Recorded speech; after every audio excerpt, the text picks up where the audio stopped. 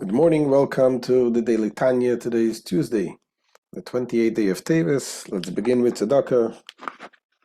Gedoyle Tzedakah shemekareves es-hageula.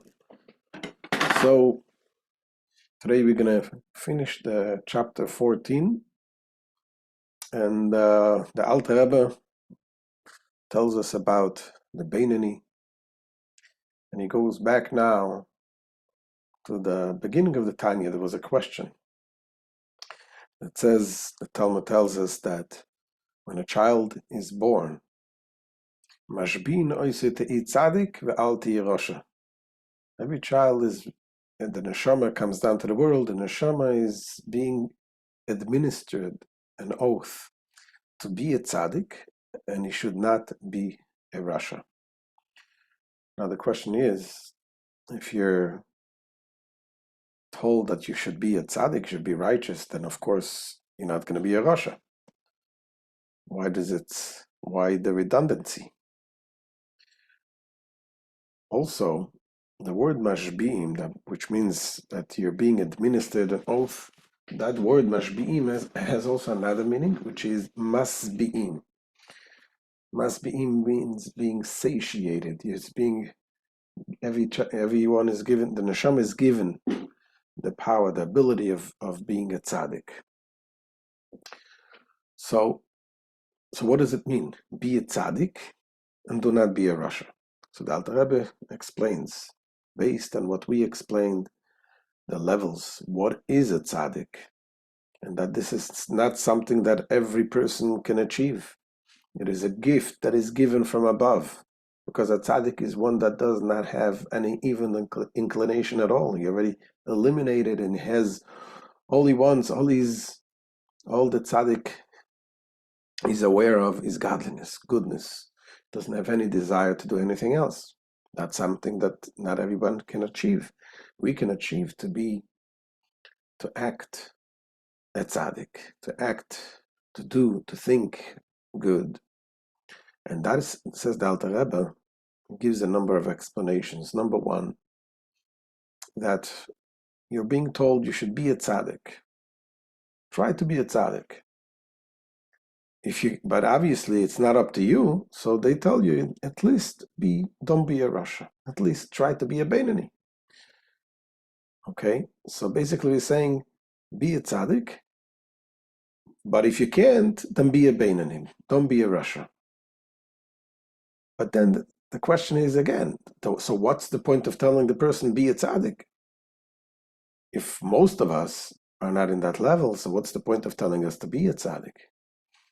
And the Alter Rebbe is going to say that even though we think we cannot reach that level, but it's important to try. As they say, fake it until you make it. Try to train yourself to think like a tzaddik. And Alter Rebbe is going to explain this in detail, so let's begin. Says the Alter Rebbe, ובזה יובן כפל לשון השבוע תהי צדיק ואל תהי רשע. Now we may understand the repetitious wording in the oath administered to every Jew before birth. Be a tzaddik and be not a rasha. It's quoted from the Talmud in the opening words of the Tanya, the very first chapter. So the l'chayir tamua. At first glance, it seems puzzling. Once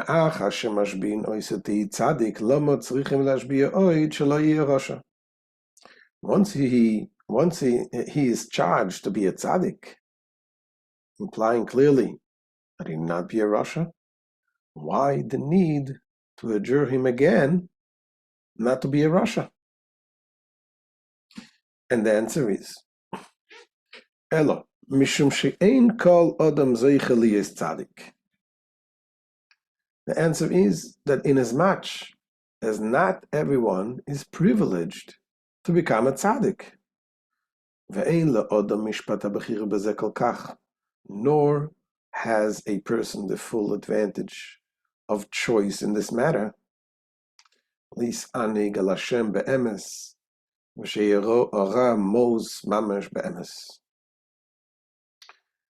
of experiencing true delight in God, and of actually and truly abhorring evil. That's not something that the average person can do.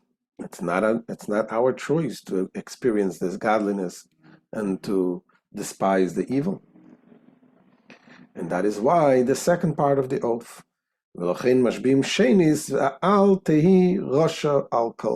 each person is consequently adjured a second time.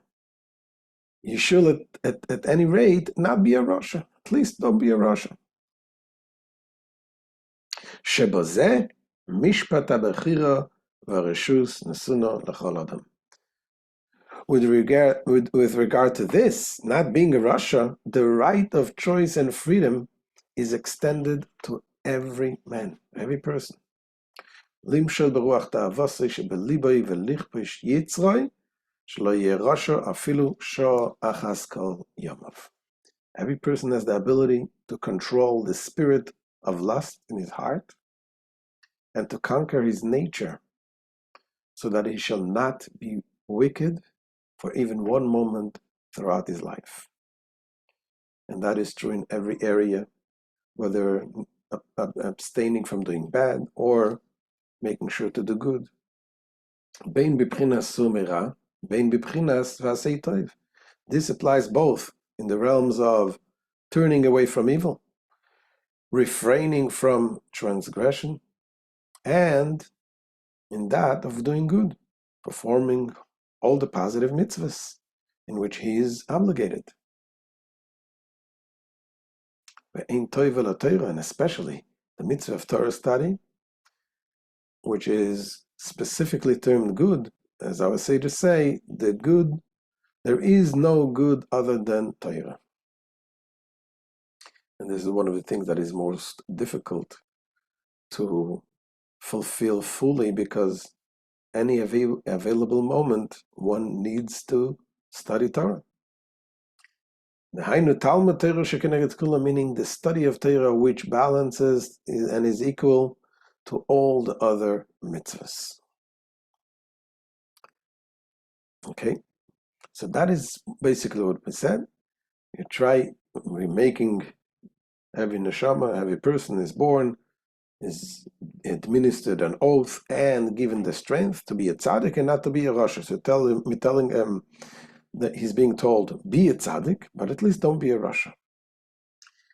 So the Alter Rebbe goes on the next step in explaining that the first part is also relevant even to a person who is not a tzaddik. The part that he's told, be a tzaddik, the person is told to try to think like a tzaddik. Now, what does it mean to think like a tzaddik? What is a tzaddik?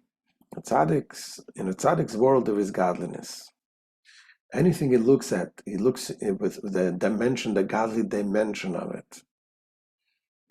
And therefore, the material low dimension, the tzaddik doesn't see it. It's not in his world. So the Torah tells us you have to try to think like the tzaddik.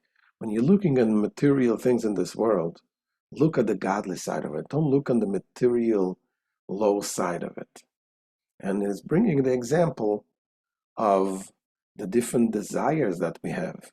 Sexual desires, desire of food, and those things that our sages tell us when you look at something like this, or if you're confronted with a forbidden sexual desire, then what you should do, you should look at the woman as not on the other side of the desire. That desire is something which is not desirable. Now we're talking about relationship between man and husband and wife. Obviously, the Torah looks at it in a very positive way. To see the beauty of the woman is important. To see it in a kosher way. But when this comes to hunt us into not permissible relationships, then you have to look at the other side. You look at what is this pleasure all about? He says, look at the woman. The Torah tells us a woman is like a vessel full of filth. If you look from the other side, you're supposed to look at a person and the inner part of the person, but the external part of the person, if it drags you to do something bad, you look at it in that way that you lose the appetite to this. That's what Alter Rebbe says.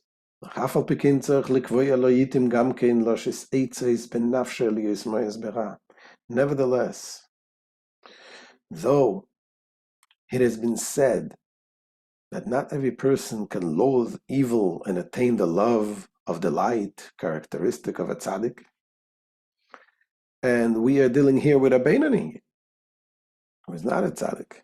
Yet, says the Alter Rebbe, one must also set aside specific periods to seek for himself means of abhorring evil, of loathing worldly pleasures. You have to think that way. Look at the worldly pleasures from how low they are.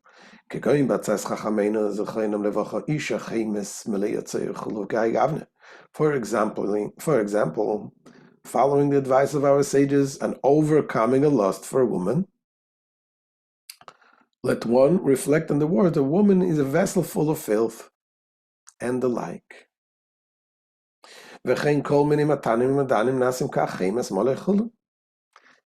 Same thing, so too, one may learn to despise gluttony by reflecting that all dainties and delicacies similarly become vessels full of waste. So you look at the piece of chocolate cake and say, I want to have it. What's going to be with this after you have it, after you consume it? Obviously, it doesn't end up in a nice place. So when you look at those material desires and lusts in that way, you're able to keep your diet better.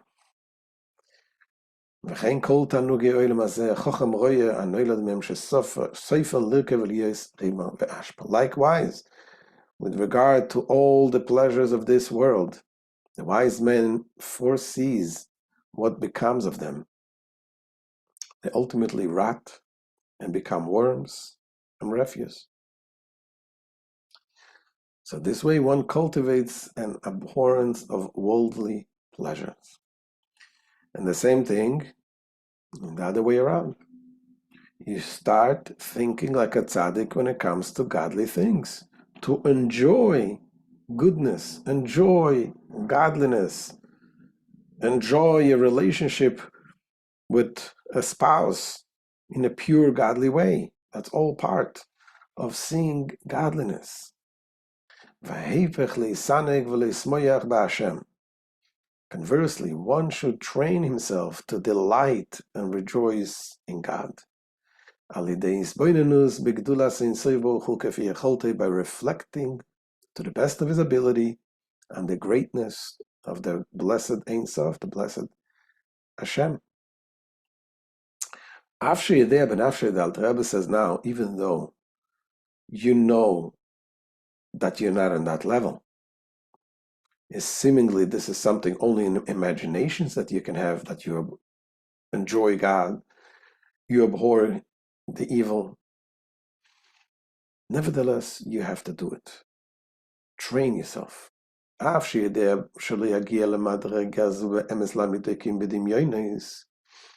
may well know that you will not attain this degree of loathing evil and delighting in godliness with the fullest measure of truth, but will only imagine it. It's only going to be imaginations, and when it comes to serving God, we need to be sincere. We can't just have delusions. Says the Alter Rebbe, nevertheless, Afal Pikein, Hu Yases Shaloi, Lekayim Es Ashvur Shemashbim Tehi Tzadik. Nevertheless, he should do his part to uphold the oath administered to him to be a tzaddik. So you're being told be a tzaddik, you have to try. Fake it, even if it's faking. The imaginations. When a person thinks in a certain way, the Rebbe goes on to say that something also changes, even if it's not for sure for completely changing your perspective, but something changes in you. They say when they send ambassadors from a country to represent the country in a different country, they don't let the ambassador to be too long in the other country. From time to time, he has to come back home. Why? Because if you live in a place, you're going to adapt the culture somehow. You're going to adapt the thinking. And you may somewhat lose your loyalty to your own country. So that's why they take you out from time to time. You have to come back home. When you train yourself to think in a certain way, ultimately, the more you exercise something in thinking, it can affect your thought. Said the Alter Rebbe, "Vashem yasa tov b'einav," and God will do as He sees fit, whether to grant him the level of a tzaddik or not. V'oid, furthermore, emulating the tzaddik in loathing evil and delighting in God produces another benefit for the Beinani. What is the other benefit? What we just said, that the habit becomes second nature. Training to think in one way, you ultimately get used to it. Sha'ergel al kol davar shilton v'nasa teva sheni. Habit reigns supreme in all matters. It becomes second nature.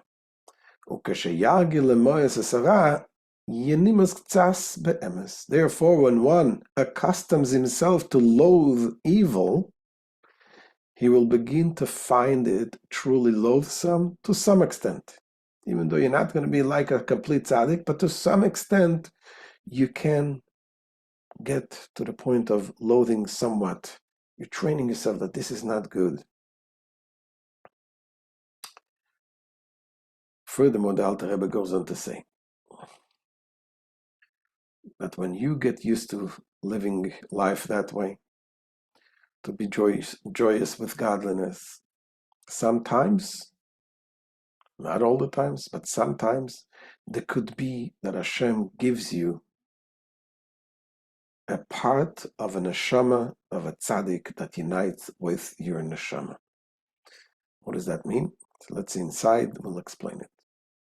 וכשירגיל לשמח נפשי בהשם על ידי הסבוננוס בגדולת השם, and when he accustoms himself to rejoice in God through reflecting on His greatness, הרי באיסרוסו דלסתו איסרוסו דלעילה.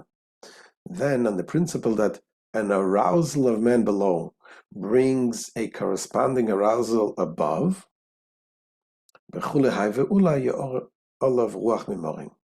perhaps, after all this effort of his, a spirit, a ruach, from above, will descend upon him, ויזכה לבחינס רוח משרש איזה צדק שתסעבר בוי לעבוד השם בשמחה אמיתיס, and it will be granted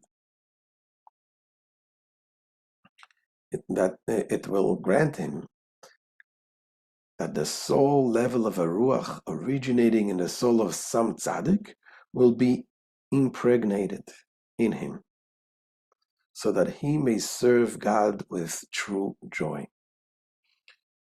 You probably heard the concept of a dibuk. A dibuk means a person who is being possessed with a different spirit or something, and he's thinking not the way his own thinking. On the other side of that, there could be sometimes a person becomes impregnated, so to speak, with a spirit and a neshama of a tzaddik, that he feels different, he feels holier, feels greater. feels connected to Hashem. And that is not something that is a foreign thing to him. He becomes one with his own neshama, because deep inside every Jew there is that tzaddik in the subconscious. And that becomes sometimes, and again, it's not something that is guaranteed that it's happening. As a matter of fact, most times it doesn't happen. But a person tries his best, and perhaps he will merit to become impregnated, so to speak, with the neshama of a tzaddik, to serve God with true joy.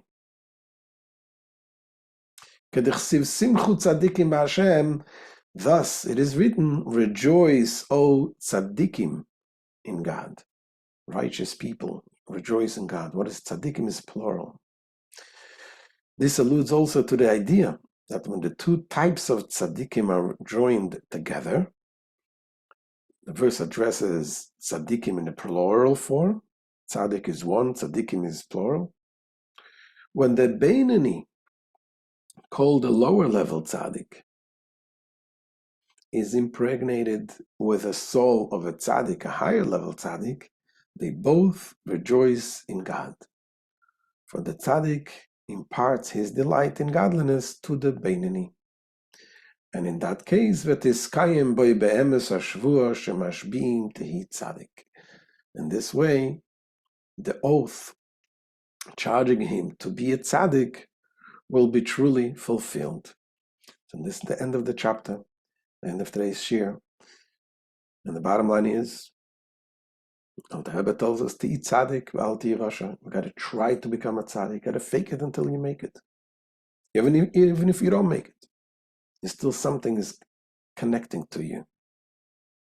They say there was once, there was a young man that was praying very diligently, praying and studying Torah. And someone commented and says, who does he think he's a tzaddik? He's such a simple person. He's trying to appear like a tzaddik. You can find this in Lubavitch yeshivas. Sometimes they pray, some people would pray on Shabbos, especially for hours. For hours, they would pray. So one of the Rebbes once commented, says, there's a law in the Mishnah. It says that a person should not imitate a blind person or a limping person, because if you do imitate them, you can end up like them. So this Rebbe said, let them imitate to pray like a tzaddik. Maybe ultimately, the more they imitate, they fake it, ultimately they will make it. So this is the end of today's shir. We'll see you tomorrow. B'ezrat Hashem. Have a wonderful day.